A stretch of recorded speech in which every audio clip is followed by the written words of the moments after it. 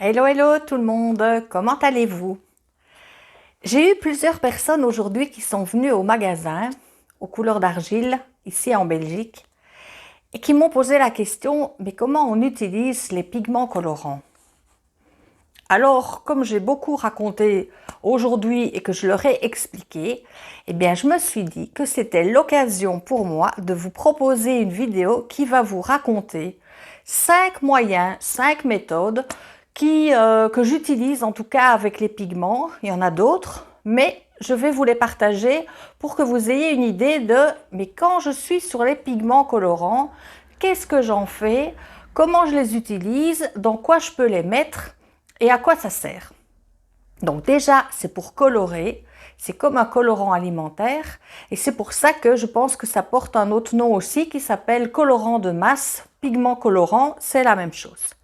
Je ne suis pas dans les oxydes, je suis vraiment dans les pigments colorants. Vous voyez toutes ces belles couleurs, je ne sais pas combien j'en ai tout un rayon et vous avez le choix de vous faire plaisir.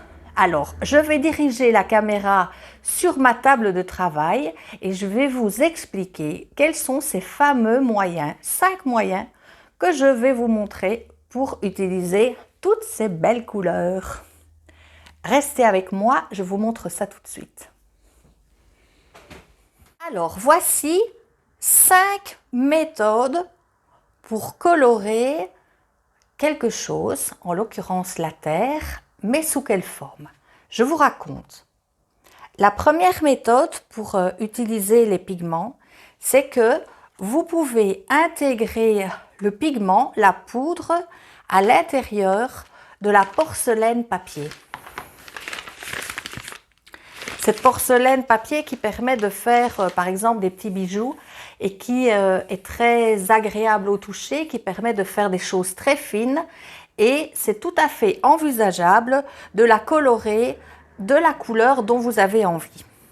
Alors ici, j'ai eu l'occasion de faire un stage il y a des années et j'ai toujours gardé parce que j'avais beaucoup aimé ce stage et j'ai gardé les petits échantillons de terre. J'aimais déjà bien le vert émeraude à l'époque et vous voyez qu'ici, la porcelaine a été colorée avec le pigment. Alors comment faire?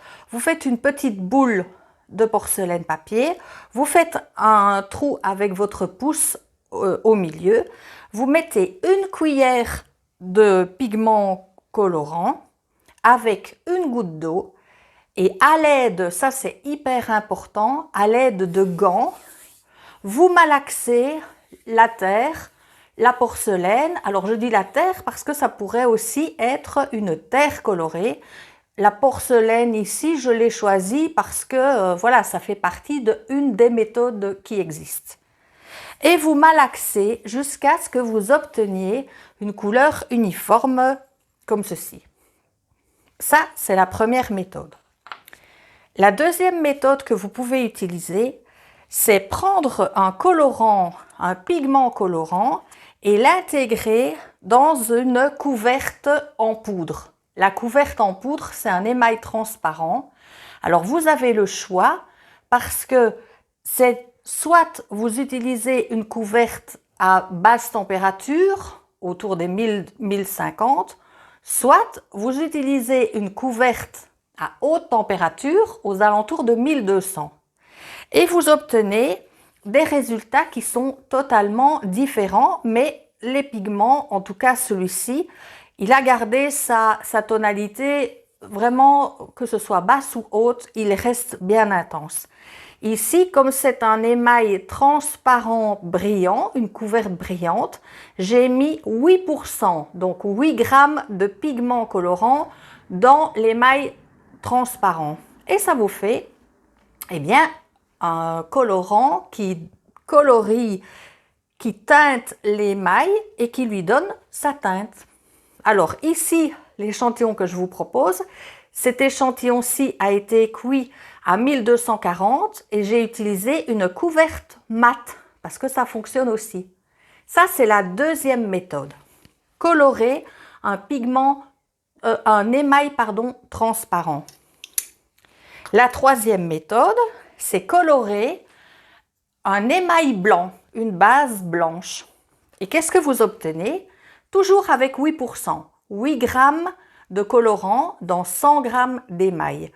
Ici, vous avez un ton un peu plus pastel, un peu plus opaque, qui est différent du côté un peu plus translucide du transparent. Ici, c'est cuit à 1050 degrés dans un émail blanc qui convient pour la température, la basse température. Et celui-ci, c'est un blanc grès, haute température au-delà de 1200 et j'ai intégré 8 grammes dans 100 grammes d'émail blanc. Donc vous voyez la différence, on obtient quelque chose d'un peu plus pastel. Ça, c'était la troisième. La quatrième possibilité que vous avez, c'est de créer un engobe. Si vous vous souvenez, j'ai déjà réalisé une vidéo il y a quelques mois qui vous expliquait comment faire un engobe avec 5 étapes simples. C'était quelque chose du genre. Ici, c'est un engobe que j'ai depuis lors, que j'ai pas beaucoup utilisé et qui est devenu d'ailleurs un petit peu, un peu pas sec, mais un peu plus pâteux. Et ceux qui connaissent, quand on a quelque chose d'un peu plus pâteux qui a un peu séché, eh bien vous lui mettez un peu de cuir-huit et vous allez voir que je vais récupérer très vite mon espèce d'engobe. Alors l'engobe, c'est quoi? Attendez, je cherche un pinceau en même temps. L'engobe, c'est quoi? Eh bien, c'est de la terre en poudre pour engobe, que ce soit acheter toute faite terre en poudre pour engobe, ou de la terre qui est votre terre que vous utilisez, de la blanche en l'occurrence. Vous lui ajoutez ici, c'est 20 grammes de colorant. Et vous voyez, je retrouve très très bien mon engobe réutilisable. Évidemment, cette recette-ci, c'est une recette qui se pose sur terre crue, à consistance cuir, fraîche, ça c'est à votre choix. Ça, c'est la quatrième méthode, une quatrième façon d'utiliser un pigment. Donc, j'ai coloré de la terre en poudre pour engobe. La cinquième, ça je sais, peut-être qu'elle va vous étonner, peut-être que vous la connaissez, peut-être que vous ne la connaissez pas. Eh bien, j'ai retrouvé une pièce que j'avais réalisée il y a quelque temps et qui en fait, vous voyez les petits décors qui sont par-dessus l'émail, eh bien, ce sont des jus de pigment. Alors, comment on fait un jus de pigment? Oula! Eh bien, vous prenez une petite pointe de pigment que vous diluez avec le cuir-huit pour avoir un espèce de petit jus liquide. Et vous y ajoutez, alors là c'est la toute petite astuce, vous y ajoutez une pointe de couverte qui correspond à la température à laquelle vous allez cuire votre pièce. Ça sert à quoi? Ça sert à aider le petit jus de pigment à adhérer, à bien coller sur la pièce.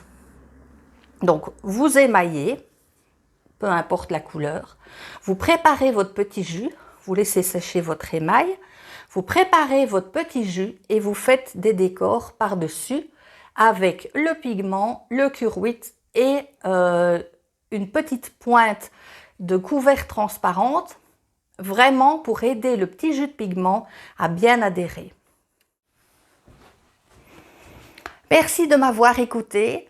J'espère que toutes ces explications vous auront un peu éclairé l'esprit. Parce que c'est vrai, quand on voit toutes ces couleurs, on ne sait pas trop ce qu'on peut en faire, comment les utiliser. Donc là, vous avez 5 moyens de les utiliser. Elles sont des pigments, des colorants de masse qui sont complètement différents des colorants que l'on peut trouver sur le marché pour faire de la peinture et qui s'appliquent au mur ou qui a une toute autre ou qui colore des vêtements.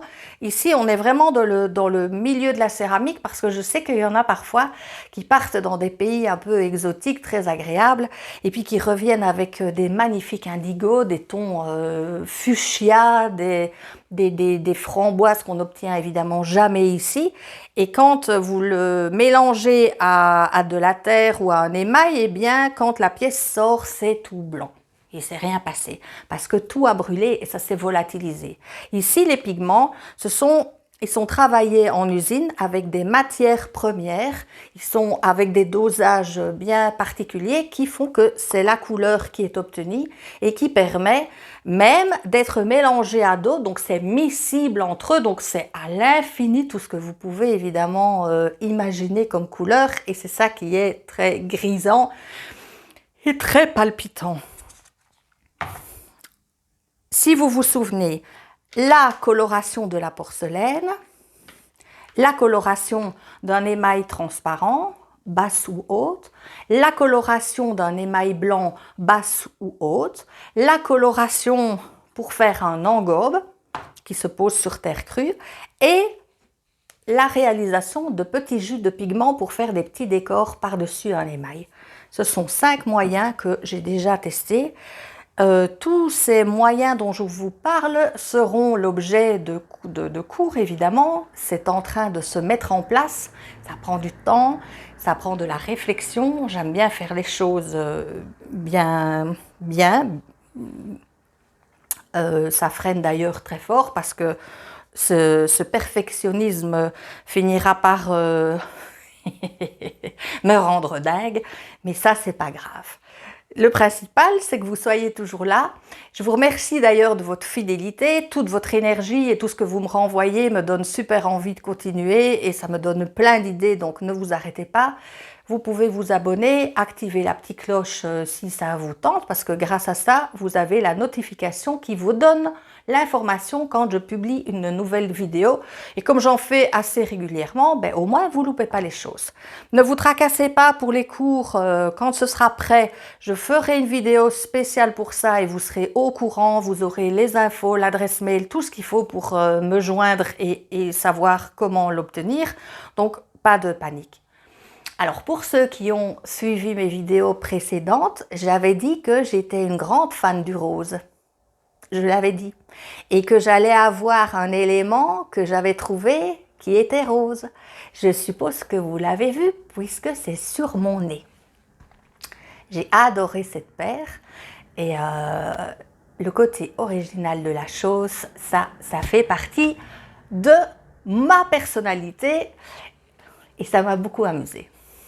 Enfin, ceci dit, je vous souhaite en cette fin de samedi un excellent week-end et je vous dis comme chaque fois, à la prochaine fois. Un grand merci de me suivre et à très bien vite. Bye!